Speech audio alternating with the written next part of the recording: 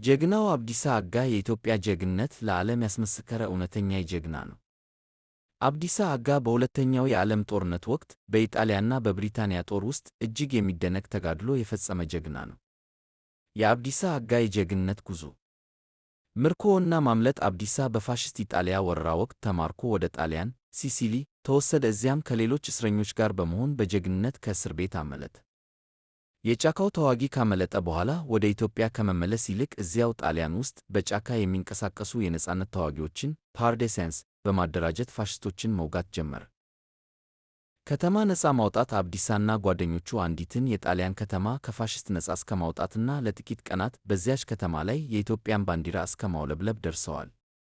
ዓለም አቀፍ ዕውቅና በጦርነቱ ላሳየው ድንቅ ብቃት በብሪታንያ ጦር ውስጥ የካፒቴንነት ማዕረግ ተሰጥቶታል። ከጦርነቱም በኋላ በታላቋ ብሪታንያ፣ በፈረንሳይና በሌሎች ሀገራት ትልቅ ክብርና ሜዳሊያ ተሸልሟል።